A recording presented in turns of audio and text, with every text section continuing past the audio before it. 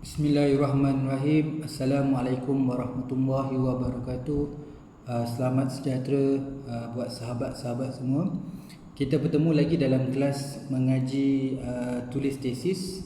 Kita di bab analisis, spesifik untuk analisis kuantitatif. Kita hari itu dah cover deskriptif, kemudian kita dah cover ujian normality dan faktor analisis. Dan kita dah buat analisis kebolehpercayaan, korelasi dan regresi. Okey. Untuk hari ini kita sambung kelas kita untuk topik univariates. Okey, dalam ujian beberapa ujian lagi dalam statistik, secara spesifiknya kita akan cover dalam univariate ada ANOVA sehala, ada ANOVA dua hala, kemudian kita ada ANCOVA dan juga kita panggil ANOVA gabungan atau kita panggil SPA-ANOVA. So yang ni semua kita akan cover dalam univariate. So slide ni agak banyak. So dalam 100 slide Pakcik cuba kupas secara asas. At least you all faham at least masa bila nak gunakan ANOVA sehala, okay, dan ANOVA dua hala. Okay. Walaupun topik ni cover cuma 3 saja, ANOVA, ANCOVA dan SPA-ANOVA. Dalam ANOVA tu sendiri ada ANOVA sehala dengan ANOVA dua hala. Tapi dalam ANOVA satu hala itu ada kategori sampel. Sampel bebas dengan sampel perulangan. Jadi akan ada dua at least exercise dalam ANOVA. Kemudian dua juga exercise dalam ANOVA dua hala sebab ada sampel berulangan dan sampel bebas. Kemudian kita masuk kepada SPA-ANOVA. Sama juga ada sampel bebas dengan sampel berulang. Begitu juga dengan ANCOVA. Jadi ada beberapa contoh kat sini lah. So dekat sini pun mungkin ada 8 exercise atau kurang sikit daripada yang tu secara total. Okay, kita cover satu-satu lah semua komponen ini.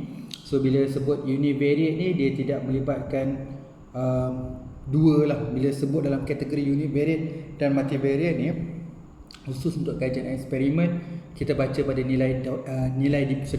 kita lihat kepada dependent variable.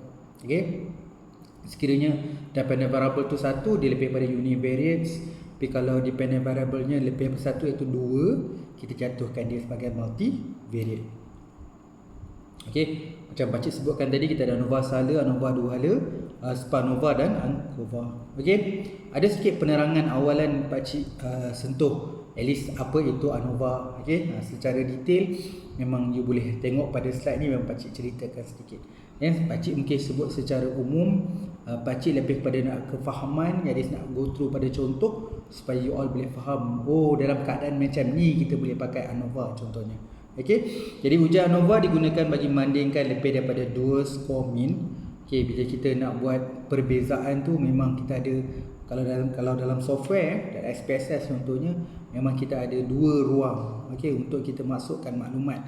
Mesti kita ada satu benda yang kita nak compare. Walaupun data kita cuma ada satu je. Contohlah markah prestasi tahun ini ada satu, tapi kita still kena ada 2 skor unit. Maksudnya kita kena compare dengan markah prestasi tahun lepas. Jadi markah tahun lepas memang dah ada dah. Jadi kita campur dengan data yang baru. Okey, markah prestasi yang baru dapat ni compare dengan lepas. Satu maksudnya kena ada 2 skor min.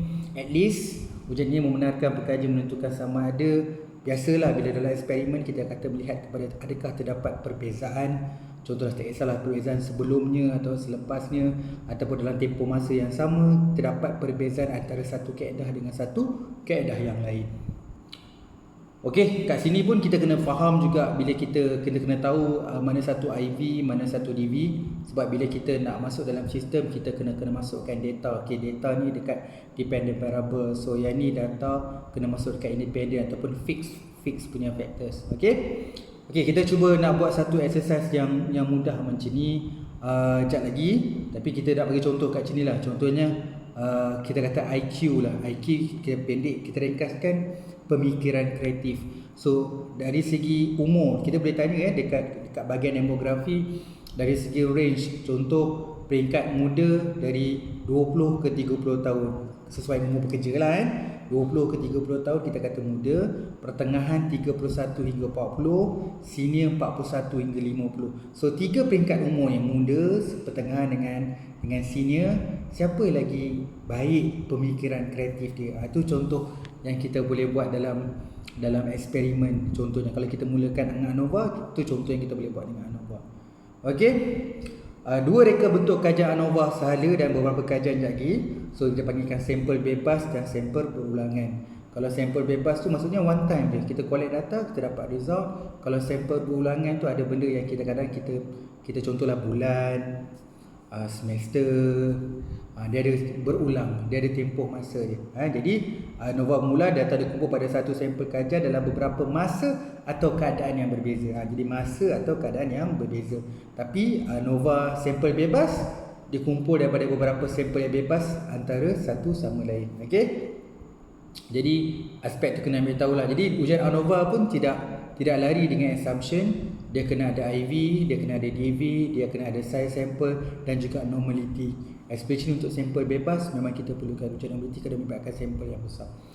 Okey, kita ambil satu contoh yang tadilah kita bagi satu contoh. Okey, untuk buku ni pula untuk pengajaran kita untuk univariate dan multivariate ni, untuk permudahkan pengajaran macam pakcik ajar sebelum ni dekat physical face to face atau offline. So pakcik menggunakan buku Chua Yan Piao. So buku dia univariate dan multivariate, cover dia warna hitam. Okey. Jadi dalam buku tu ada dia bagi macam data. Jadi pakcik key in data tu, nanti pakcik kongsilah dengan you all data-data tu. Siapa yang nak buat sendiri, buka je SPSS tu, you boleh run, you dapat output sama macam yang dekat slide. Okey, bukan apa, memang kadang-kadang senang bila dah pergi kursus, bila dah buat exercise, balik nak ada satu rujukan. Jadi bolehlah refer buku tu untuk dapatkan penerangan. Tu jadi kelebihan dia kalau kita refer sesuatu data yang dah ada dalam sebuah buku tu. Okey, macam kita refer buku teks lah.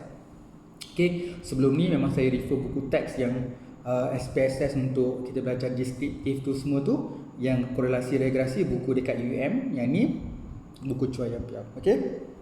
Tak silap saya warna hitam. Warna hitam buku tu. Cover dia warna hitam. Tak ada pula kat sini pakcik nak tunjuk. Okey, alright. Contoh yang pertama, okey. Kita kena banyak contoh ni, kita kena mulakan, takut jadi terlalu lama pula video ni. Okey. Seorang pengkaji merujuk pada kajian-kajian lepas dan meramalkan bahawa mungkin terdapat perbezaan pemikiran kreatif antara pelajar dalam 3 peringkat umur. Beliau memilih sekumpulan pelajar, size sampel dia ada 108. Jadi N kita 108 yang terdiri daripada 3 peringkat umur yang saya pakcik sebutkan tadi, 21-30, 31-40 dan 41-50. So muda, pertengahan dan senior secara rawak dari populasi daripada satu universiti, katalah universiti A. Okey. Okey, jadi kita boleh bangunkan hipotesis. Kalau hipotesis null dia adalah tidak terdapat perbezaan. Okey, tidak terdapat perbezaan pemikiran kreatif antara ketiga-tiga peringkat umur tersebut. Okey, tetapi hipotesis alternatif atau hipotesis penyelidikan, terdapat perbezaan dalam pemikiran kreatif antara ketiga-tiga peringkat umur. Contoh tadi apa? Di kalangan pelajar di universiti A. Okey. Jadi kita kata null tidak terdapat perbezaan, alternatif terdapat perbezaan. Jadi dekat sini ada 7 step. Okey, you all kena ikut arahan ni sebab memang macam dah lama dah macam siapa yang pergi kelas pakcik yang ajar SPSS, memang ini cara pakcik lah. Okey, pakcik tak nak tunjuk satu persatu klik penyudah apa yang saya klik, you all klik kat belakang tak tahu, kat depan tak tahu. Jadi arahan detail dekat depan dekat slide. So saya akan awasi seseorang, kita akan tengoklah siapa yang tak boleh tu, macam beritahu angkat tangan, nanti pakcik tunjukkan step by step dia. Okey. Okey, ni 7 step dia. Pertama kena klik analyze. Okey, sebelum tu lah kan, kat sini arahan ada tu, buka jadual 2.1. Nanti folder yang saya bagi nanti tu, you kena buka lagi lah 2.1 tu. Okey. Klik analyze, arahan dia klik analyze. Klik GLM, General Linear Model. Klik univariate sebab kita buat univariate sekarang ni. Okey. Kemudian masukkan kita punya DV kita tadi, pemikiran kreatif. Pemikiran kreatif dalam kotak dependent variable, masukkan peringkat umur. Kita ada 3 peringkat dia. Peringkat umur masukkan dalam fixed factor. So fixed factor tu merujuk kepada independence. Okey, klik plot. Ini bahagian-bahagian yang you kena klik. Klik plot, masukkan umur ke dalam kotak horizontal axis. Klik add. Okey, kemudian klik continuum. Klik option. Masukkan umur, masukkan umur dalam kotak display mean. Kemudian pilih compare mean effects. Okey, ini kita memang nak tengok perbezaan antara 3 peringkat umur nanti. So kita kat pilih ni yang commonly, yang popular kita pakai Ben Ferengi. So compare Ben effect, so kita pilih Ben Ferengi dan di bawah confidence interval adjustment. Kemudian pilih descriptive statistic, homogeneity test di bawah display. Lepas tu klik continue, klik OK. Ni kena ingat, bukan kena hafal. Memang slide ni kena ada. Bila you nak masukkan ni, kena masukkan semua yang pakcik boldkan warna hitam tu. Masukkan satu persatu. Okay, bila kita dah masuk sekarang ni, kita nampaklah dia punya in general kita bincang deskriptif tu lah. Okay, jadi kita nampak kat sini kita punya sampel 108. So umur yang paling tinggi sekarang ni adalah peringkat ni dari segi sampel kita lah, bukan result Sampel kita yang paling tinggi adalah di kalangan umur 31-40 ada 40 orang. 21-30, 41-50 dua-duanya ada 34. Jadi total 108. Jadi betul lah tak ada isu pasal missing data. Okey, kalau kita sebenarnya dalam ujian-ujian univariate dan multivariate ni, eksperimen ni contohnya, kita kena mematuhi ujian. So sekarang ni kita nak buat ujian ANOVA, kita kena buat satu test yang masuk nak mengesahkan bahawa kita punya data ni merujuk pada 108 sampel ni mematuhi tak ujian ANOVA. Okey, so dalam kes ni kita gunakan ujian living test. Untuk sampel bebas kita pakai living test. Okey. Okey, cuma dia dari segi law dia, nanti dalam penerangan ada. Dia dalam statistik ni selalu terbalik. Contohnya kalau nak biasa dengan nilai signifikan lah. So kalau kita pakai 0.05. Contohnya kalau nilai living test tu lagi besar daripada 0.05, bermaksudnya dia mematuhi ujian ANOVA. Sekarang kita buat ANOVA salah kan, jadi mematuhi ujian ANOVA. Okey, penerangan ni kat sini. Okey. Slide ni agak detail sikit walaupun 100. Harap-harap kita boleh siap lah kurang daripada sejam. Okey. Kalau pakcik mengajar benda ni, kalau univariate ni masa tengah hari lah, itu pun ambil laju daripada pukul 8.30 sampai pukul 1. Okey, dengan you all ni pakcik cuba nak buat video supaya nak dapat asas dia. Okey. Jadi dekat sini penerangan dia, ujian Levin menguji hipotesis bahawa ralat variant variable bersandar bagi setiap kumpulan dalam variabel bebas adalah sama keputusan dia. Jadi kita boleh tengok nilai F dengan DF. Jadi kita katakan sini ujian DF dia adalah F. Okey, F menunjukkan nilai frekuensi, tapi kita masukkan formula dulu. F bracket 2 dengan 105. 2 tu merujuk degree of freedom 1, 105 tu degree of freedom 2, yang mana nilai signifikan, nilai F ni. Nilai F tadi adalah 0.979 atau kita bundarkan jadi 0.98. Di mana P kita adalah 0.39. Itu nilai signifikan kita. Jadi menunjuk bahawa dia tidak signifikan lah sebab dia lagi besar daripada 0.05. Hipotesis null, gagal ditolak. Ini menunjukkan nilai variable. Ini kena jelas, ini kena faham Ini menunjukkan bahawa nilai variant variable bersandar dalam setiap kumpulan responden adalah hampir sama. Data kajian bersandar dalam setiap kumpulan responden kajian adalah hampir sama. Data kajian mematuhi ujian ANOVA. Apabila kita punya data nilai F tadi dengan bracket degree of freedom 1, degree 2, di mana nilai P dia lagi besar daripada 0.05, menunjukkan kita punya data ni mematuhi ujian ANOVA. Ini ujian ANOVA. Jadi kat sini kena jelas lah supaya kita tak berlaku kesilapan lah. Bila tengok tak signifikan, dia tak mematuhi ujian ANOVA. Dia reverse, dia terbalik. Nak baca kat sini kena faham. Okey, ada certain masa biasanya output terakhir memang kita baca nilai kita kena kurang pada 0.05. Tapi bila masuk prasyarat, kebanyakan prasyarat dan statistik ni, bila yang tak signifikan itu, yang tu melebihi 0.05, dia mematuhi ujian. Okey. Tapi tengok juga kes pada kes lah. Kadang-kadang tengok dan statistik lain dia berbeza. Jadi kena faham bab statistik ni. Okey, kita tengok table test of between subject effect. Kat sini kita tahu dependent dia clause ni table untuk dependent variable untuk kreatif pemikiran dia. Jadi kita tengok sekarang kita nak kaji tadi apa? Umur kan? Jadi kita pergi dekat bahagian umur, pakcik ada bracket kan warna merah kat situ. Okey. Jadi kat situ kita nampak kat situ, bila saya baca bracket tu, tengok pada nilai signifikan kita adalah 0.03. Ni baru nak baca kita punya output. Jadi bila masuk nilai signifikan 0.03 pada umur ni, kita boleh kata ketiga-tiga peringkat umur tu terdapat perbezaan yang signifikan. Kat sini kita nak baca, tengok umur, tengok nilai signifikan. Jadi kita nak laporkan, kita kena F bracket 2, 105 tu degree of freedom sama dengan berapa nilai F kita tadi? Okey, nilai F dia adalah 6.320. Kita bracket, kita buat bundarkan 6.32 di mana P kita kurang daripada 0.05. Okey. Jadi kita tadi klik, kalau perasan kita klik pairwise comparison, kita pilih Ben Fernie tadi. So dia nak kat sini tujuan dia akan keluar satu jadual untuk membezakan, kita tengok setiap peringkat umur. Okey, contohlah antara peringkat umur muda dengan senior, perbezaan dia signifikan tak? Yang senior dengan pertengahan ada signifikan. Itu kelebihan dia kalau kita nak tengok. Dia tengok kajian. Ada orang yang tak nak buat pairwise comparison sebab dia rasa aku tak perlu pun tengok detail persatu-persatu ni, sekadar cukup nak tengok adakah terdapat perbezaan. Tapi kalau nak lagi deep ataupun nak tengok satu persatu, kita boleh klik tadi, kita pilih tadi pairwise comparison, pilih yang kita pilih sekarang ni. Dia ada a few, kita pilih Ben Fernie.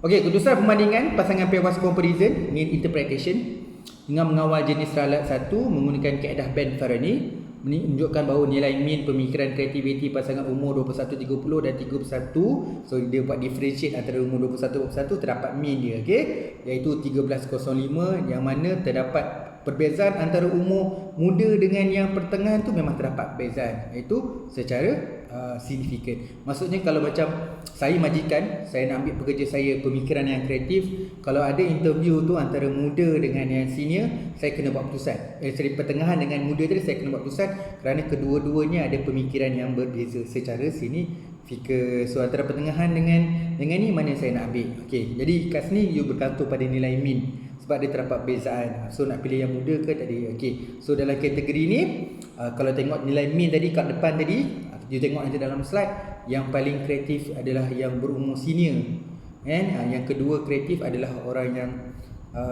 yang muda. So yang muda yang paling kreatif lah, yang kedua paling kreatif, yang senior paling nombor 2, yang pertengahan ni kurang lah. Macam umur pakcik dia tengah kurang kreativiti. Jadi umur 31 hingga 40 tu kurang sikit kreativiti berdasarkan kajian ini. Okey. Kemudian tengok univariate test. Okay, sebab bila kita buat pairwise comparison, dia laporkan dalam jadual univariate test, sebab kita memang buat univariate. Dalam univariate test mengesahkan keputusan dalam jadual pairwise comparison bahawa terdapat pasangan perbandingan melalui keputusan yang signifikan. Ini nak laporkan, maksudnya tadi kita dah mematuhi ujian ANOVA. Jadi kita pun dah tunjukkan tadi bahawa 3 peringkat umur tu terdapat perbezaan yang signifikan. Dalam table univariate test pun mengesahkan lagi memang terdapat signifikan, mengesahkan lagi bahawa memanglah ketiga-tiga peringkat umur tu ada perbezaan. Okey, ada keluar graf. Sebab kita buat graf tadi, dia akan keluar simple graf. Dia nak tunjukkan perbezaan pada 3 peringkat umur tadi. So dalam graf ni jelas menunjukkan yang paling bagus sekali pemikiran kreatif tu adalah umur 21 hingga 30. Yang kedua 41-50. Yang 31-40 tu paling bawah sekali. Okey, ada penerangan sekali di sini. Okey, last sekali tu pakcik tulis dalam satu slide cara nak melaporkan bila nak buat ujian ANOVA satu hala. Okey, baru satu. Kita ada beberapa exercise lagi. Okey, jadi kat sini kalau kebiasaan pakcik jumpa orang buat ANOVA ni, nombor 1 tadi kemungkinan beberapa yang dia tak buat. Jadi to be consider, kena tengok balik Yang pertama, dia tak buat ujian ni, dia tak buat ujian living test. Jadi dia tak tahu sama ada data tu mematuhi ujian ANOVA. Kemudian kadang-kadang bila dalam satu situasi, kadang-kadang dia kena buat pairwise comparison. Jadi dia tak buat pun yang Ben Fernie tadi. So ada 2 ni kadang-kadang orang termiss out untuk buat. Okey. Okey, yang kedua kita pergi case yang kedua Tapi bagi kalau you all nak dapat penerangan secara formatting ataupun interpretation, memang dalam slide ni ada 2 muka surat pakcik explain penerangan dalam bila kita tulis dalam thesis nanti. Okey. Kita pergi contoh yang kedua. Contoh yang kedua ni adalah contoh dia kesan teknik pengajaran komparatif terhadap prestasi pelajar dalam mata pelajaran matematik. Okey. Seorang guru sekolah menengah merujuk pada literature dan mendapati terdapat kajian lepas menunjukkan bahawa teknik pengajaran komparatif, ini salah satu teknik pengajaran lah, nama dia teknik pengajaran komparatif, berkesan meningkatkan prestasi pelajar dalam mata pelajaran matematik. Berdasarkan maklumat dalam kajian lepas, dia melaksanakan kajian mengenai pasti sama ada pengajaran komparatif ni betul-betul tak berkesan meningkatkan prestasi. So ringkas dia menggunakan pengajaran komparatif untuk menguji atau untuk meningkatkan prestasi pencapaian pelajar dia. Oleh itu, sampel selama 30 N30 daripada pelajar tingkatan 4 di sekolah menengah di Port Dickson dipilih secara rawak. Data kajian ini dikumpul dalam 4 fasa. 4 fasa. Yang ni tadi kita belajar sampel bebas, sekarang kita belajar sampel pengulangan. ANOVA satu hala, sampel pengulangan. Yang ni bila ada sebut bab fasa ni, fasa 1, fasa 2, fasa 3, fasa 4, ni lah nama dia sampel perulangan. Okey. Jadi fasa pertama responden, pada fasa pertama responden kajian dalam sampel diajar dengan menggunakan teknik pengajaran biasa. Okey, fasa 1 pengajaran biasa, fasa 2 dan 3 menggunakan kooperatif, fasa yang terakhir dengan menggunakan cara biasa balik. Maksudnya dia nak gunakan pengajaran komparatif, tapi dia buat eksperimen. Yang pertama biasa je, tak masuk lagi pengajaran kooperatif. Fasa kedua guna, fasa ketiga guna kooperatif, fasa yang terakhir yang keempat dia tak guna. Okey. Jadi kita nak tengok sama ada fasa pengajaran ni mengambil masa 2 bulan. Jadi kalau siapa nak buat eksperimen ni mengambil masa 2 bulan untuk lengkapkan 4 fasa ni. Pengukuran dibuat pada akhir setiap. Jadi setiap fasa 1 tu habis, sebelum fasa 2, dia ambillah pengukuran itu dalam menggunakan ujian matematik yang setara. Okey. Jadi dia punya hipotesis dia, hipotesis null, teknik pengajaran kooperatif tidak berkesan dalam meningkatkan prestasi mata pelajaran matematik pelajar tingkatan 4 sekolah menengah kebangsaan Port Dickson. Okey, yang kedua, dia punya kedua pula hipotesis penyelidikan dia tadi hipotesis null teknik pengajaran kooperatif berkesan. Tadi teknik pengajaran kooperatif tidak berkesan untuk hipotesis null. Hipotesis alternatif ni teknik pengajaran kooperatif berkesan dalam meningkatkan mata pelajaran matematik pelajar tingkatan 4 di sekolah menengah kebangsaan Port Dickson. Okey. Jadi ada 8 step, 8 langkah. Click analyze, GLM, repeat measures. Mohon maaf baca lacu nanti you all refer slide. Type variable, sebab kita ada 4 fasa tadi, you kena type tau. Type bukan tick dah. Type FASA, sebab kita ada 4 fasa, dia letak fasa, type fasa. FASA tu dalam within subject pattern name dan angka 4 sebab kita ada 4 angka tadi. Type fasa, bawah tu tulis angka 4 dalam petak number of level. Click add, define, masukkan fasa. Make sure fasa ni kena ikut turutan fasa 1, fasa 2, fasa 3, fasa 4. Biasa kooperatif biasa, jangan tersilap.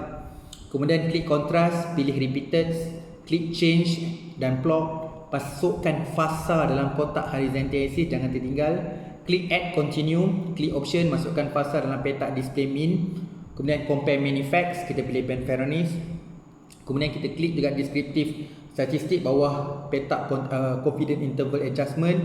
Okey, kemudian klik continue, lepas tu okey. Alright, kemudian kita dapatlah result dia. Yang tadi tu ada berapa step tadi tu? 8 step. So kita dapat result dia. Jadi dia keluar dekat sini descriptive. Kita baca descriptive dia. Jadi kita kata tadi sampel dia melibatkan 4 fasa, semua ni N kita 30 tadi kan. Okey, tapi kalau tengok nilai ni dia sekarang ni, kalau tengok markah kan, markah pengajaran komparatif untuk fasa 1 23, fasa 2 29, 33, 47. Jadi kalau tengok sekarang ni fasa 3 paling bagus sekali pengajaran kooperatif. Jadi fasa 1 tu pengajaran biasa dapat 23 je. Bila kita cuba komparatif pada fasa kedua dia naik 29. Fasa ketiga naik lagi 33, tapi bila kita berhentikan pengajaran kooperatif dia turun mendadak ke 24. Jadi kita boleh buat kesimpulan kat sini, dengan menggunakan teknik pengajaran kooperatif akan meningkatkan pencapaian pelajar. Namun pengajaran kooperatif ni perlu dilaksanakan secara berterusan. Jangan stop.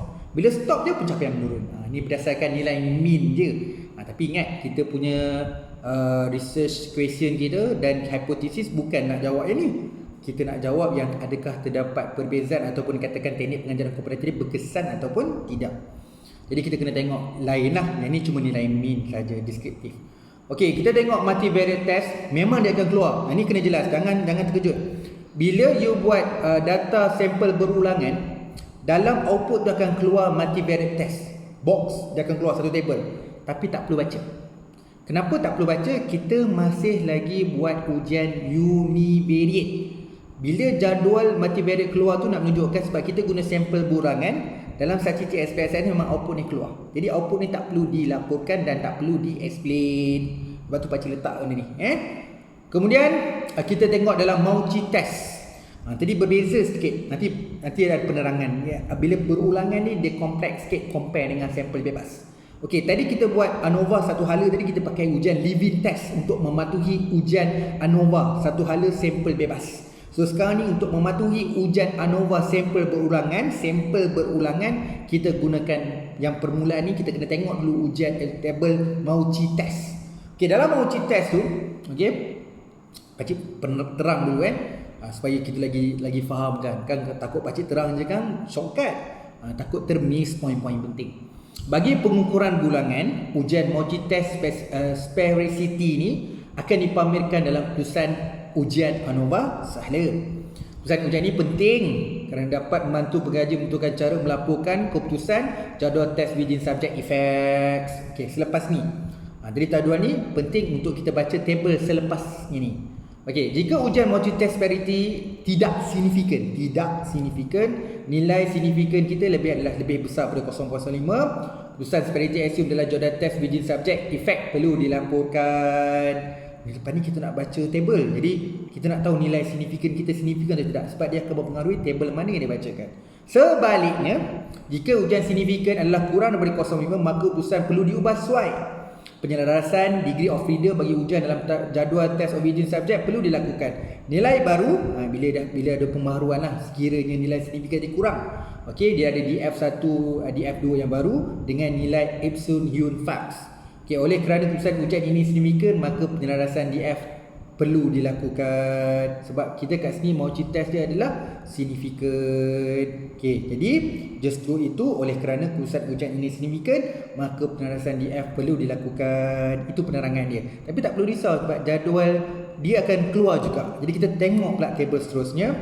So table kat sini tadi sebab tadi dia adalah signifikan. Kalau signifikan, jadual untuk test of within subject effect tu tolong baca yang Hyun Fax.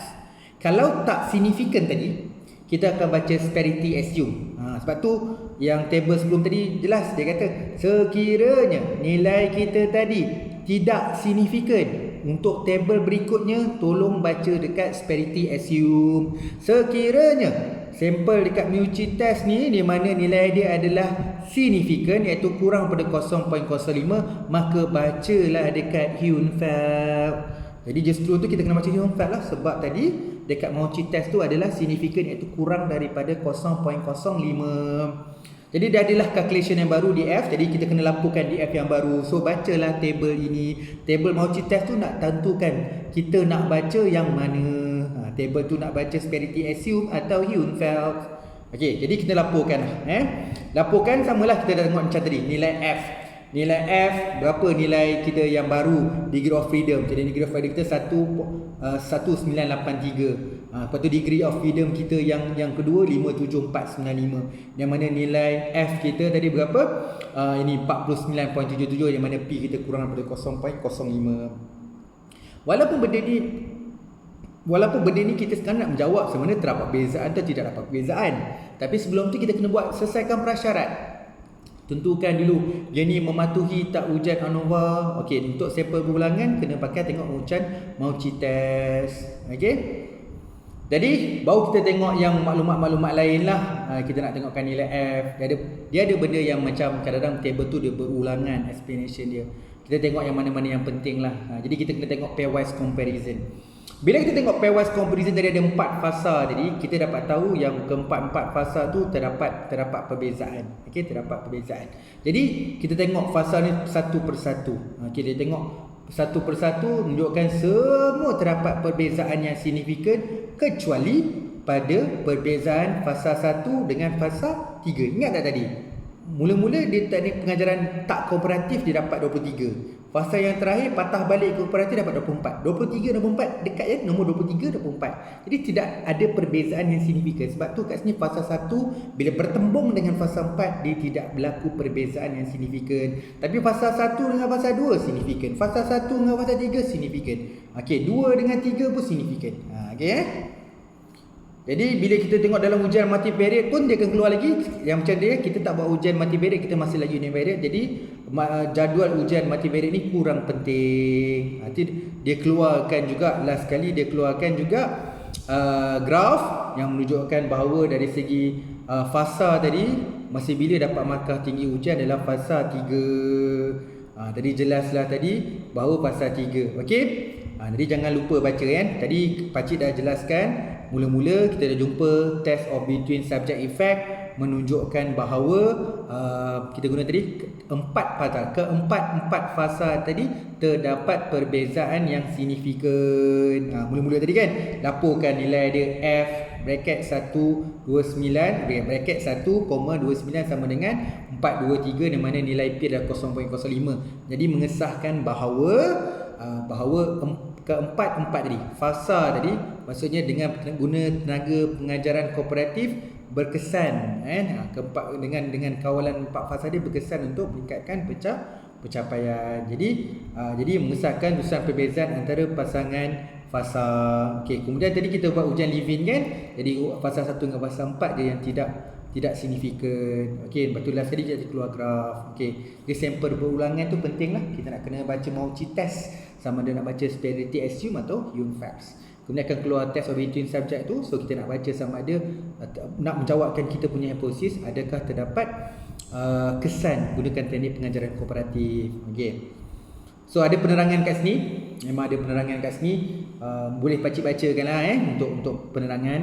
Keputusan ujian perbandingan antara subjek test of keputusan ujian perbandingan dalam subjek test of within subject contrast menunjukkan bahawa perbandingan fasa 1, fasa 2 okey, ada nilai di F 12931 kurang dari 05, fasa 2 ni kurang dari 05, fasa 3, fasa 4 adalah signifikan. Maksudnya hubungan antara fasa 1 dengan 2, 1 dengan 3, 2 dengan 3 semua signifikan. Sebaliknya hubungan antara 1 dengan 4 tadi tak signifikan. Nilai mean score matematik bagi teknik pengajaran kooperatif fasa 2, 3 mengatasi pengajaran fasa 1 dan fasa 4 menunjukkan bahawa teknik pengajaran kooperatif ini penerangan. Teknik pengajaran kooperatif berkesan dalam meningkatkan prestasi matematik kan. Dia dapat markah peningkatan nilai mean tadi kan. Okey, keputusan ini juga tunjukkan dalam jadual perbandingan. Okey, dalam graf tadi pun kita dah tunjukkan secara jelas bahawa pada komparatif pengajaran kooperatif fasa ketiga yang paling tinggi sekali markah dia. Okey, settle kita baru habis ANOVA 1 hala. Sabar kita ada banyak lagi. Okey, kita pergi yang kedua iaitu ANOVA 2 hala. Macam mana nak faham macam ni kan. Tadi kajian kita cuma melibatkan satu je. Okey, contohnya mula-mula tadi umur. Satu je kan umur. Cuma umur dia pecah kepada 3. Umur muda, pertengahan dengan sini. Tapi masih lagi kita punya IV kita satu iaitu umur. Tapi bila ANOVA 2 hala dia akan jadi 2. Dia mesti ada 2. Contohnya umur dan jantina. Tadi umur je kan. Ni umur dan jantina. Yang tu dikatakan ANOVA 2 hala. Okey. Jadi ujian ANOVA 2 hala digunakan pekaji untuk mengenal pasti kesan 2 variabel bebas. 2 IB dah tu. Okey. Okey, kemudian 3 jenis ujian ANOVA ni. 2 kita cover dululah. Nanti kita akan cover yang campuran atau namanya SPANOVA. So sama juga ujian ANOVA 2 hala dia ada sampel bebas dengan sampel berulangan. Okey. So ada lagi dia punya syarat-syarat lah. Dia mesti ada IV, dia mesti ada DV. So kena buat ujian sampel bebas, kena buat ujian Levins. Okey. Okey, kita pergi satu contoh kita pergi sampel bebas. Okey, sampel bebas tak ada berlaku tempoh masa pengulangan atau situasi yang berulang. Seorang pengkaji melaksanakan kajian bagi mengenal pasti pengaruh bentuk buku dan warna buku bentuk buku dan warna buku. Dua benda nak kaji ni. Sebab kan ada dua tadi kan. Keinginan membeli buku dalam kalangan pelajar sekolah. Jadi bentuk buku dan warna buku. Jadi ANOVA 2 hala. Kalau tengok bentuk buku je ANOVA hala. Bentuk buku dan warna buku ada 2 IV. Yang tu maksudnya ANOVA 2 hala. Beliau memilih 4 sampel padanan. Saya sampel bagi setiap sampel padanan adalah 20. So setiap sampel kita ada 20. Secara rawak populasi tingkatan 2 di sekolah menengah Seri Kembangan.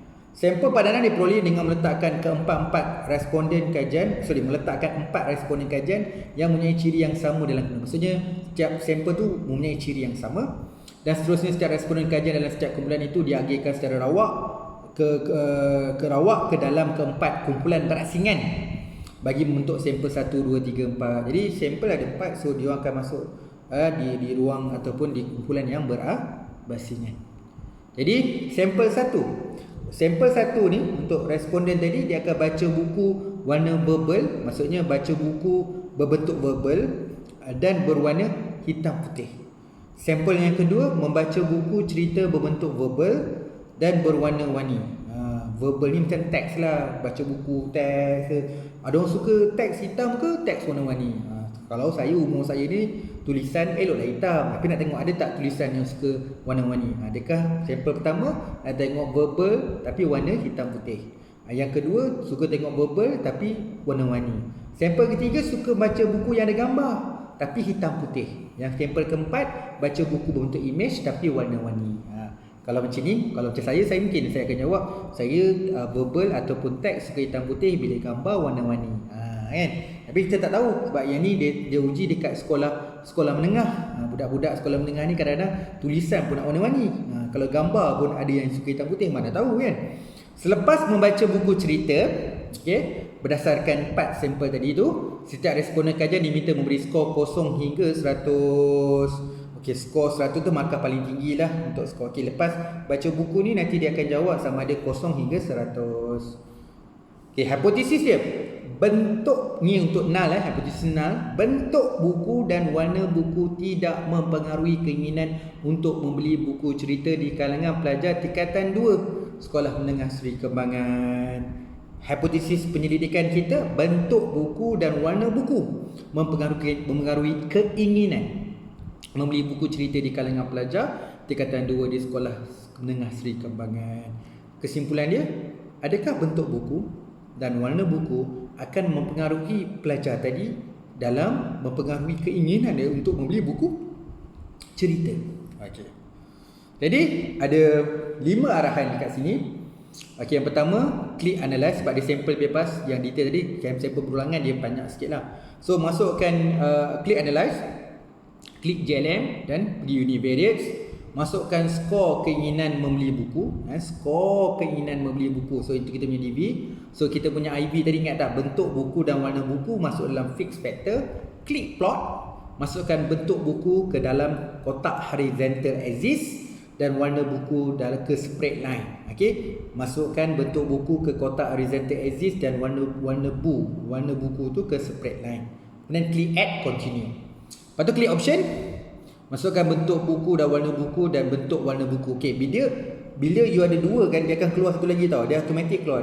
Dia keluar satu bentuk buku, satu lagi warna buku, satu lagi dia pergabungan. Itu gabungan bentuk buku dan warna buku. Jadi masukkan ketiga-tiga tu ke kotak display min. Kemudian klik descriptive statistik untuk homogeneity test. Klik continue OK. Okey. Perasan tak tadi? 2 ujian pertama tadi kita pakai umur. Okey, bila ada umur kita ada 3 peringkat. Kita pakai pairwise comparison. Kita pilih Penfereny tadi. Untuk sampel bulangan tadi fasa ada 4. So kita pakai juga compare pairwise comparison pakai Penfereny. Kenapa kali ni tak buat pairwise comparison dengan Penfereny? Sebab bentuk buku dan warna buku ni ada 2 je, hitam warna-warni. So bila 2 saja, tak advise untuk buat pairwise comparison yang pilih Penfereny tadi. Sebab dia 2 je. Kalau 3 ke atas, sesuai kita nak tengok perbezaan matrix tu. Okey, itu kena ingat. Okey, ni result dia.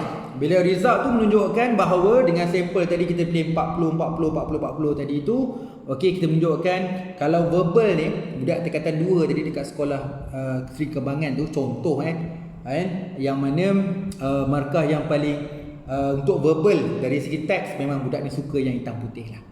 Normal lah orang suka baca buku cerita bila dekat verbal tu teks tu dia suka hitam putih. Tetapi dekat image memang jelas untuk warna-warni.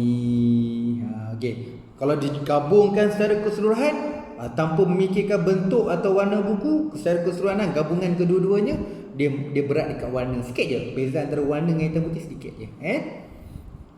Tapi itu kita tak kaji. Kita kaji sekarang adakah terdapat perbezaan kan. Tapi yang gabungan tu bukan, cuma dia keluar automatik sebab bila kita ada 2.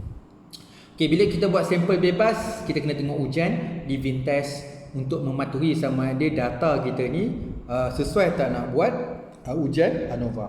Okay, ingat lagi, kita reverse kan. Jadi result kasih menunjukkan signifikan dia 0.167. Maksudnya 0.167 lagi besar daripada 0.05. Jadi bermaksud dia tidak signifikan. Bila maksud tidak signifikan, dia mematuhi ujian ANOVA. dah buat ujian ANOVA. Sebab kita dah tahu kita mematuhi. Maksudnya kalau kita analisis, maksudnya kita dapatlah result seperti yang mana yang kita inginkan dalam kajian ini. Okey, so bila ada perbandingan tu kita tengoklah kat sini, yang kita nak kena tengok adalah bentuk buku dan warna buku. Kedua-duanya, maksudnya bentuk buku dan warna buku tu terdapat perbezaan yang signifikan. Ternampak nilai tu. Bentuk buku signifikan, warna buku pun signifikan. Jadi memang betul lah, kalau kata nak pilih buku tu, bentuk buku tu pun akan berpengaruhi. Warna buku pun akan berpengaruhi. Yang gabungan kedua-duanya pun dia pengaruhi juga secara signifikan. Okey, jadi kita dah faham dah bahawa terdapat perbezaan lah bentuk buku dan warna buku dalam mempengaruhi keinginan untuk membeli buku cerita. Okey, jadi kita pun tak ada buat ujian pairwise comparison dengan Ben Fernie tu, sebab kita memang tak ada kita dua je. Okey, jadi tengok terus pada graf. Bila dekat graf ni kita boleh tengok verbal dengan image. So kalau tengok sekarang ni, kalau verbal sukakan warna hitam putih, kalau dekat image sukakan pada warna-warni. Tu graf tu tunjuk nanti you boleh explain kat graf ni. Memang dalam slide ni pakcik tunjukkan penerangan berkaitan dengan gambar rajah ni. Okey, kemudian melaporkan keputusan analisis ujian ANOVA 2 hala mengikut format. Okey, kat sini nanti you tengok macam mana penerangan tentang penjelasan tu. Pakcik ceritalah keputusan ANOVA dia, lepas tu berapa kesan dia dan sebagainya. Dia tak yang point dia tertinggal lagi jadi kat sini. Okey, pakcik tertinggal satu point. Okey. Tadi dekat variable tadi, ingat tak bila kita menggunakan dua ni bermaksud dah wujudnya multiple, iaitu lebih daripada satu. Jadi kita akan baca juga R square. Tertinggal satu R square. Jadi R square kat sini adalah 76.5. Kalau masuk 76.5 tu bermaksud kita boleh katakan terdapat, maksudnya untuk mempengaruhi keinginan untuk beli buku tu, dia ada perbezaan sebanyak 75.6%. Maksudnya ni betul ke keinginan untuk membeli buku ni? Ya, kita ada terdapat perbezaan dalam untuk mempengaruhi keinginan beli buku ni sebanyak 75.6%. Tu dia, lupa nak tengok benda ni tadi. So bila kita ada istilah dua tadi, lebih pada satu, dia akan keluar R square ni dengan adjusted R square sekali. Jadi kat sini kita nak adjust sejauh mana dia mengubah. So dia mengubah sebanyak 75.6%. Okey, itu tertinggal satu minta maaf. Okey, nanti tengok bacalah laporan penuh dia. Okey, kemudian kita gunakan ANOVA 2 hala. Kita masih lagi ANOVA 2 hala, tapi sampel berulangan. Ingat tak tadi ANOVA 1 hala yang berulangan? Kita ada fasa, ada 4 tadi. Okey, kita pergi satu case ni. Okey, sebab Chua Yang Piao ni mungkin orang pendidikan, dan memang buku ni banyak digunakan orang dalam bidang-bidang pendidikan, KIBG dan sebagainya. Malah digunakan dalam bidang-bidang lain. Pakcik pun guna, masih pakcik guna pun bidang engineering, tapi pakcik nak tahu eksperimen tu apa.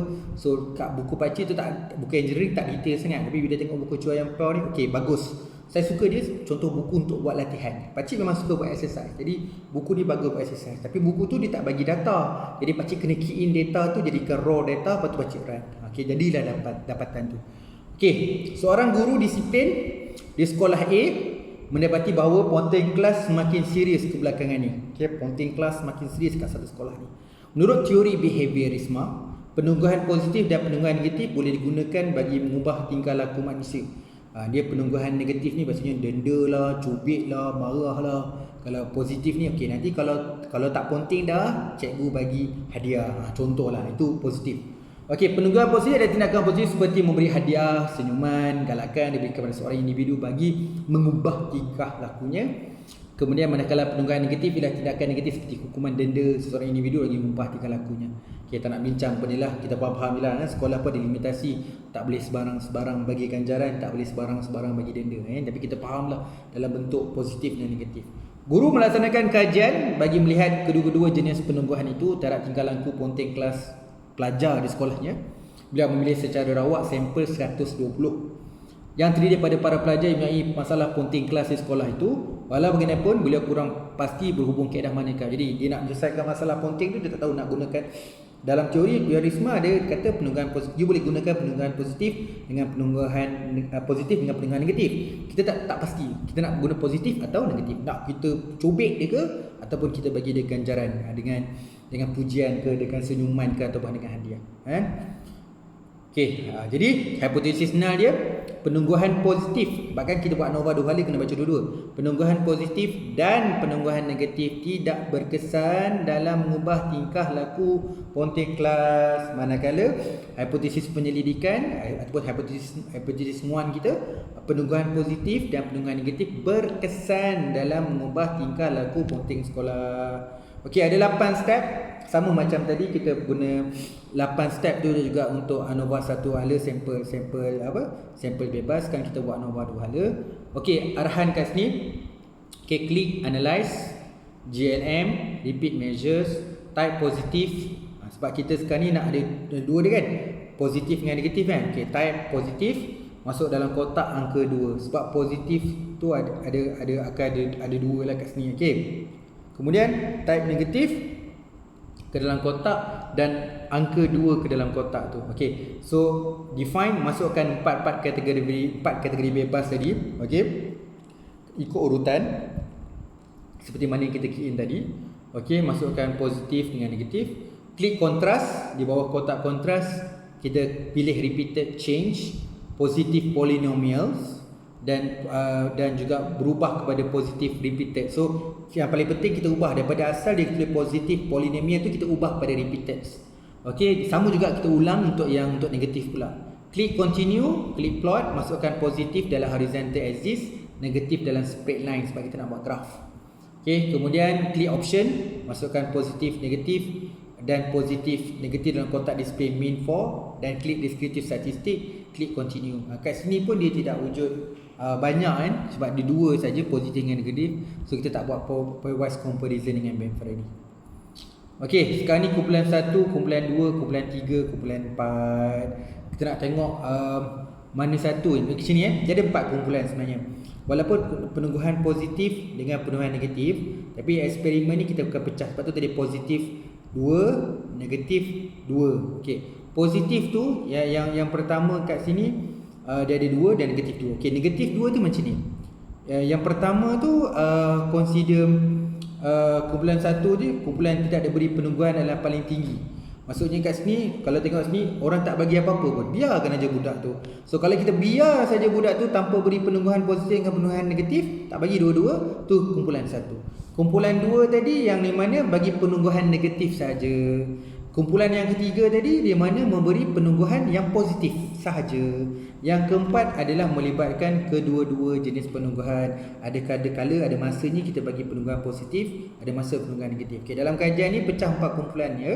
Kumpulan yang pertama adalah kita biarkan.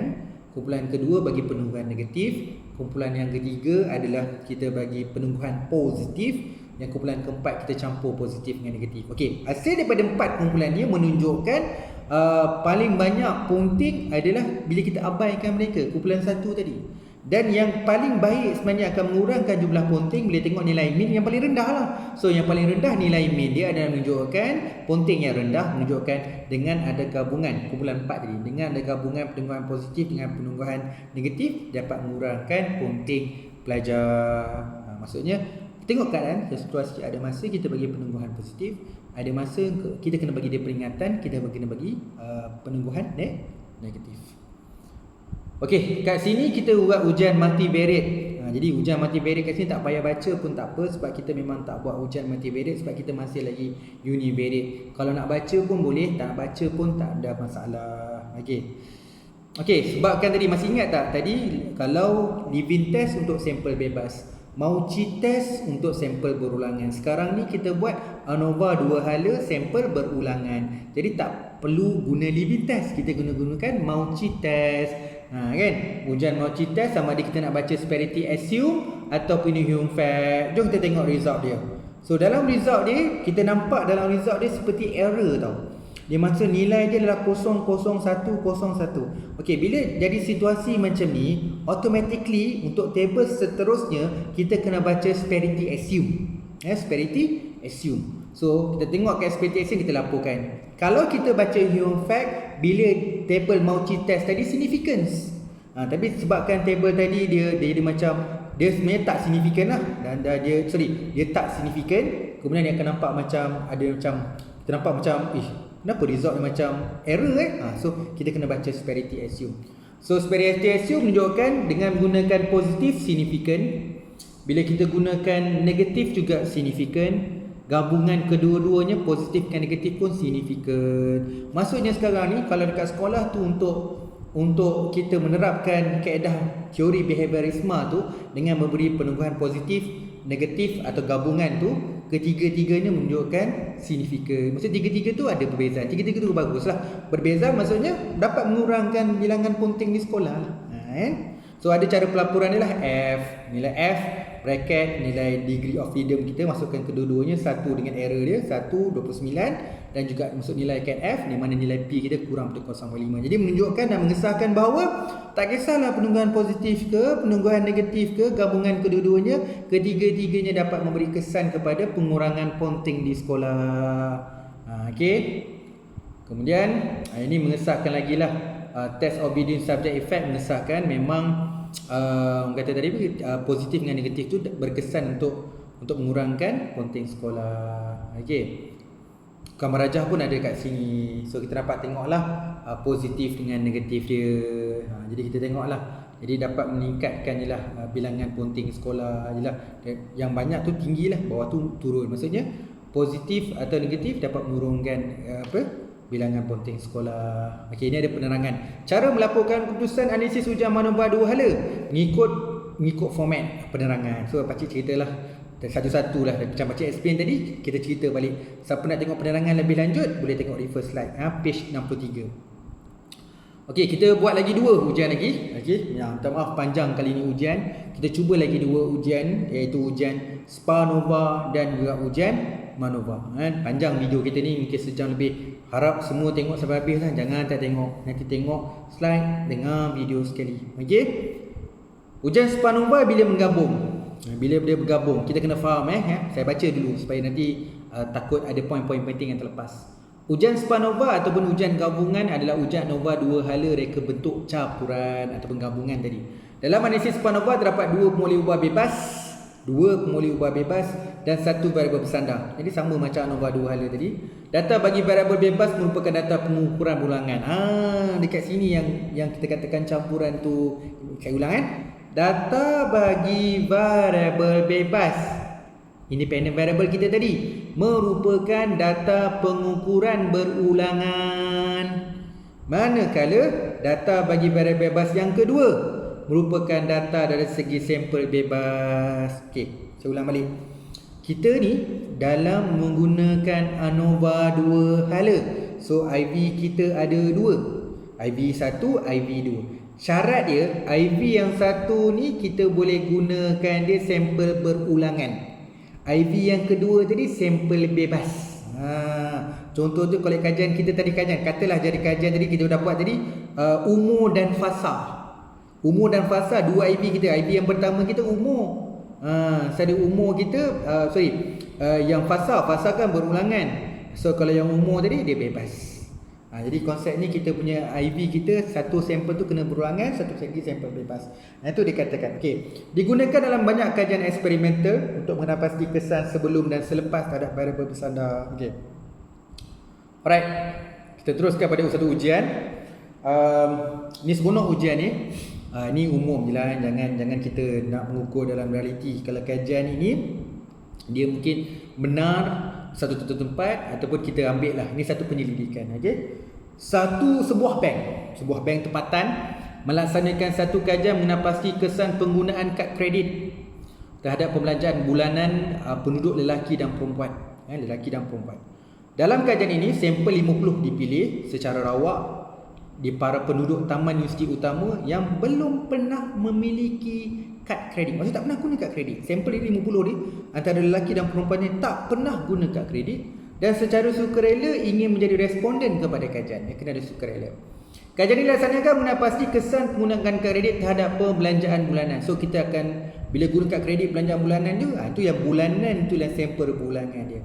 Tengok jantina tadi sampel bebas. Setuju kan? Dua IV kita jantina sampel bebas. Bulanan ada melibatkan beberapa bulan. Dalam kes ni 4 bulan. So 4 bulan, 4 itu dia kata sampel. Bila dalam IV kita ada sampel bebas dan sampel bulangan, itu dia katakan subhanallah. Okey, pada setiap hujung bulan, maksudnya bulan 1, hujung bulan tu kita rekod jumlah perbelanjaan dia. Ujung bulan 2 rekod perbelanjaan dia. Ujung bulan 3 rekod. Sama dengan bulan 4. Okey. Ini berarti bahawa kad kredit digunakan responden pada syarat dia. Dia bagi kad kredit tu hujung bulan 1. Jadi bulan 1 tu tak sempat nak guna kad kredit lagi sebab hujung bulan 1 tu baru dapat, 31 bulan 1 baru dapat. Masih bila nak gunanya? Jadi dia akan guna pada bulan 2. Tetapi hujung bulan 3 dah dia kena tarik balik. Jadi perbelanjaan bulan 4 tu confirm dia tidak guna kad kredit. Saya ulang, kita ada buat kajian ni melibatkan 4 bulan. Bulan 1, bulan 2, bulan 3, bulan 4. Kad kredit tu dapat hujung bulan 1, kad kredit tu dipulangkan balik hujung bulan 3. Jadi kita boleh kata bulan 1 belanja tanpa kad kredit, bulan 2 guna kad kredit, bulan 3 guna kad kredit, bulan keempat tidak guna kad kredit. Nak tengok 4 bulan pembelanjaan antara lelaki dan perempuan. Jadi dia punya hipotesis dia, penggunaan kad kredit tidak memberi kesan terhadap perbelanjaan bulanan penduduk lelaki dan perempuan di taman ini. Hipotesis penyelidikan dia, penggunaan kredit memberi kesan terhadap pembelanjaan bulanan. Jom kita tengok dia punya step. So step dia ada 7. Mulakan klik analyze JLM repeat measures. Ni kat sini kita tengok kan, walaupun dia gabungan, walaupun dia SPANOVA, tapi kita kena pakai repeat measures. Sebab ada tadi kita guna repeat measures. Jadi kuat dominan repeat measures dengan sampel bebas. Padahal kita boleh option nak pakai sampel bebas ke nak pakai repeat measures. Sebab kita ada kedua-duanya, tapi dominan dia repeat measures. Jadi sebab tu kena pakai analisis JLM repeat measures. Type variable bebas belanja dalam petak ni dan angka 4. Jadi kemudian kemudian define, masukkan pembelanjaan bagi setiap bulan mengikut urutan, masukkan variable bebas jantina. Kemudian klik plot dan masukkan belanja dalam kotak horizontal, jantina dalam straight line. Klik options, masukkan belanja ke kotak display mean, pilih compare mean effects. Sebab kita ada 3 kan, 4 bulan tadi. Jadi kena buat compare mean effect. Seterusnya bila Ben Ferreni, sebab Ben Ferreni paling popular untuk buat compare mean effects ni. So kita buat descriptive statistics, homogeneity test, kemudian klik continue dan klik OK. Jadi kita dapat tengok ada 4 bulan. Jantina 2 je lah, lelaki dengan perempuan, sampel seimbang 25. Kita tengok setiap bulan. Bila kita tengok perbandingan perbelanjaan lelaki dan wanita, lelaki dan perempuan pada 4 bulan tu, bulan Januari, Februari, Mac dan April. So kita tengok tengok pada nilai mean dia. Kalau tengok bulan 1, perbelanjaan tanpa guna kad kredit memang perempuan lagi tinggi pada lelaki. Kajian dia tak guna kad kredit lagi. Bulan 1 tu, hujung bulan 1 baru dapat kad kredit, mana sempat nak guna. Jadi perbelanjaan wanita tinggi. Pada bulan Februari pun perbelanjaan wanita tinggi. Tetapi yang seronok tengok pada data ni, walaupun perempuan tu tinggi, peningkatan perbelanjaan lelaki lagi tinggi daripada darjah peningkatan wanita. Maksudnya bulan 1 tu dia 467, katalah RM467, tetapi bulan Februari 665. Jadi peningkatan yang tinggi. Wanita memang dia lagi tinggi. Bulan Februari ni pun dia tinggi daripada lelaki. Tetapi bulan Januari 540 je. Tapi bulan Februari 666. Naik juga, tapi naik tak setinggi darjah lelaki. Pada bulan Mac kita gunakan kredit untuk bulan seterusnya, di mana kedua-dua lelaki dengan wanita akan naik. Tetapi perempuan semakin mengurat langkah, jumlah peningkatan dia semakin tinggi. Lelaki mungkin dia sedar bahaya juga kad kredit, dia meningkat tapi meningkat sikit je. Pada bulan 4 lelaki dah turun dah perbelanjaannya. Jadi dah cukup lah aku buat kad kredit bulan bulan 2, bulan 3 aku dah tak nak guna kad kredit, dah kena kad kredit tarik, so dia back to normal. Jadi sama juga pembelanjaan ni macam bulan 1. Tapi yang perempuan tak boleh move on. Walaupun kad kredit dah kena tarik balik, tapi bulan 4 kemuncak dia naik lagi. Okey, maksudnya sama macam bulan 3 tu. Kalau time ada kad kredit tu belanja 700 lebih, bila tak ada kad kredit pun bulan April pun belanja 700 lebih. Jadi kita nampak kan. Jadi kat sini kita nak tengok adakah terdapat perbezaan perbelanjaan antara lelaki dan wanita. Jadi kita ada keluar juga box test. Box test ni biasanya keluar dalam ujian multivariate. Okey, jadi ujian box test ni nak dibaca sama juga dengan ujian macam Mauchi test dengan living test. Jadi kalau tengok box test ni dia adalah tidak signifikan. Jadi dia ada 0.340. Sama macam baca living test, kalau nilai dia lagi besar daripada 0.5. Jadi ujian box test of equality of carrier metric mengesahkan bahawa nilai dia lagi besar daripada 0.5 menunjukkan bahawa dia mematuhi ujian SPA-NOVA. Sekarang ni kita buat SPA-NOVA. Alright. Jadi bila tengok belanja, kita boleh baca tengok kat pilar trace. Bila tengok kat pilar trace kat sini, kita dapat tengok bahawa dia biasa bila baca pilar trace ni lebih, orang kata lebih teguh. Kenapa kita baca apa ni kan? Jadi kat sini kita tengok jadual di atas menunjukkan kesan utama signifikan bagi variabel bebas belanja. Bagaimana kesan ini hanya dirujuk sekiranya ujian seperti Mauchi menunjukkan kesan yang tidak signifikan. Okey. Alright, jadi kita tengok ujian Mauchi test. Ujian Mauchi test. Kalau kita nak bacakan nilai tadi tu, kena tahu nilai dia lah, kan? Sekarang ni kita tengok Mauchi test. Mauchi test kita signifikan. Ingat lagi tak? Kalau tak signifikan, baca severity assume. Kalau signifikan, kena baca Hume-Fat. Dalam kes ni signifikan, jadi kita kena pakai table Hume-Fat. So tengoklah belanja signifikan. Tapi kalau tengok kedua-duanya, belanja dan jantina, dia tidak signifikan. Belanja saja signifikan. Memang setiap 4 bulan tu kalau tengok belanja memang ada beza. Bulan 1, bulan 2, bulan 3, bulan 4 tu ada perbezaan secara signifikan. Tetapi gabungan belanja dengan jantina tidak signifikan. Okey. Jadi kita tengok tadi kita ada buat pairwise comparison Ben Ferroni ni kan. Jadi menunjukkan kalau tengok setiap bulan kan, semua signifikan kecuali pada bulan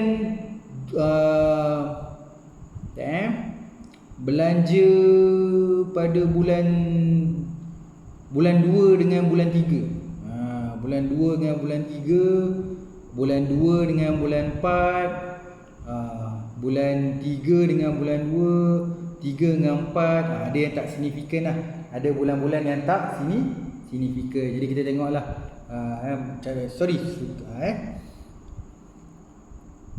Kemudian kita baca juga dekat graf dia. So graf tu tengok lelaki dengan perempuan. Kita menengok dari segi climax, dari segi jumlah belanja pada bulan 2 dan bulan 2, lelaki dan perempuan belanja lebih kurang jumlah dia.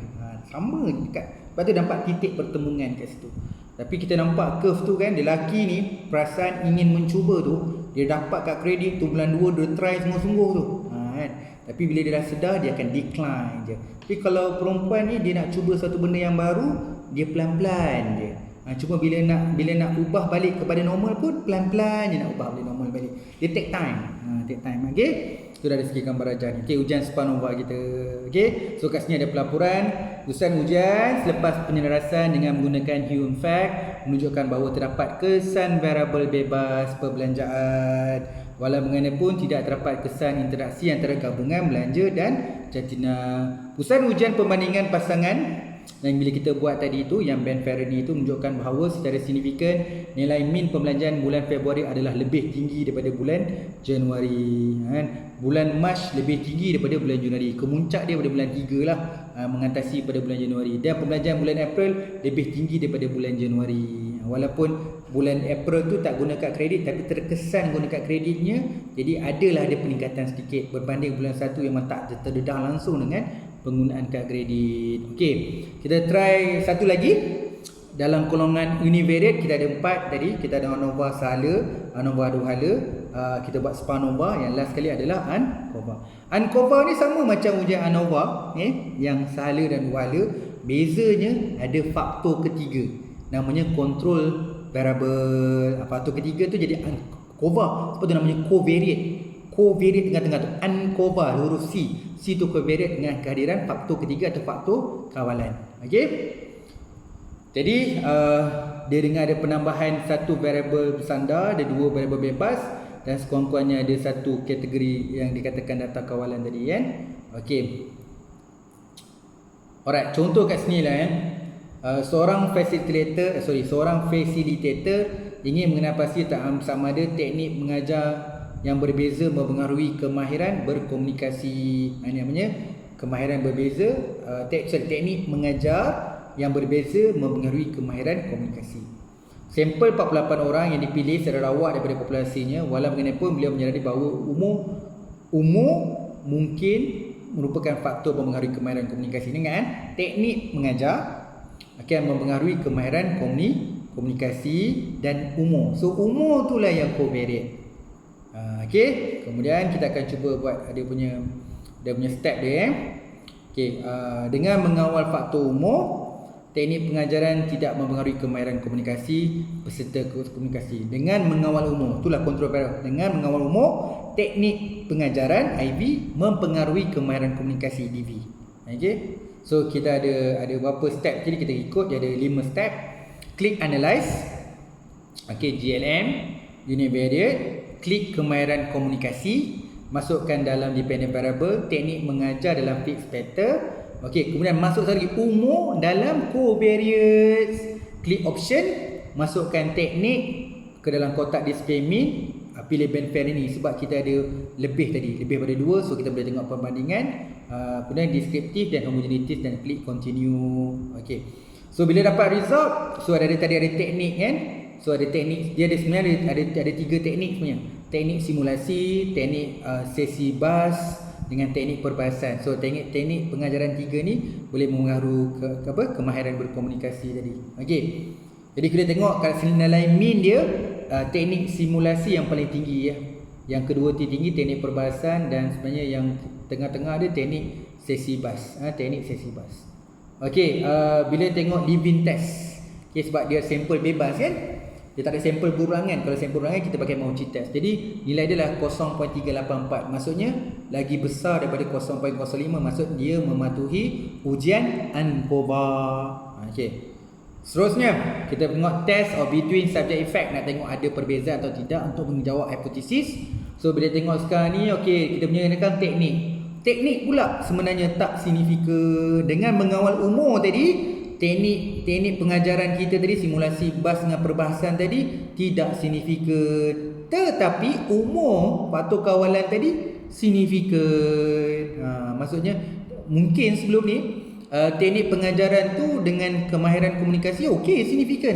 Dengan kehadiran mengawal umur je jadi tak signifikan pula. Dia boleh jadi macam tu, okey. Dalam kes ni covariate yang signifikan tapi kita punya IV yang tidak signifikan. Okey, tapi bila melihat satu-satu kan kita buat Benfreni pairwise comparison tadi mengesahkan bahawa betul ketiga-tiga teknik pengajaran tu tidak berbeza antara kesemuanya. Maksudnya guna simulasi ke sesi bas ke dengan perbahasan, dia tidak berbeza-beza pun teknik pengajaran dia. Okey. Okey, jadi memang mengesahkan lagi sekali lah bila dalam univariate test menunjukkan bahawa betul-betul ketiga-tiga teknik tu memang tidak ada perbezaan signifikan bila mengawal umur. Okey, so last kali ada melaporkan lah. Pusat menunjukkan nilai mean kemahiran komunikasi bagi teknik simulasi mengatasi kedua-dua teknik. Kita tahu kan simulasi paling tinggi nilai mean tadi. Walaupun pusat analisis menunjukkan bahawa umur memberikan kesan utama pada variable bersandar kemahiran komunikasi, namun kita punya IV ketiga-tiga teknik pengajaran itu tidak dapat memberi kesan yang signifikan. Pusat ujian membandingkan pasangan skor kemahiran komunikasi antara teknik pengajar mengesahkan analisis bahawa kesemua pasangan perbandingan itu tidak signifikan secara keseluruhan. Itu cara nak melaporkan. Alhamdulillah, habis juga slide kita. Semoga semuanya dapat follow kan. Laju sebenarnya pakcik sebut ni, tapi kalau ada slide ni nanti you tengok video, nanti you go through satu persatu. Mohon maaf dalam kelajuan pakcik menyampaikan, mungkin ada tergelincir perkataan, salah sebut. Pakcik mohon maaf atas segala kekurangan kesilapan. Mohon maaf daripada pakcik. Okey, semoga semuanya terus manfaat daripada video ni dan seterusnya lebih dapat meningkatkan kefahaman pakcik advice nanti bila pakcik bagi data, nanti gunakanlah data ni untuk run balik dan buat lagi sekali bersama-sama supaya mendengar dan merefer slide saja faham tak cukup, dia kena buat exercise. Okey, lagi sekali pakcik mohon maaf. Terima kasih. Assalamualaikum.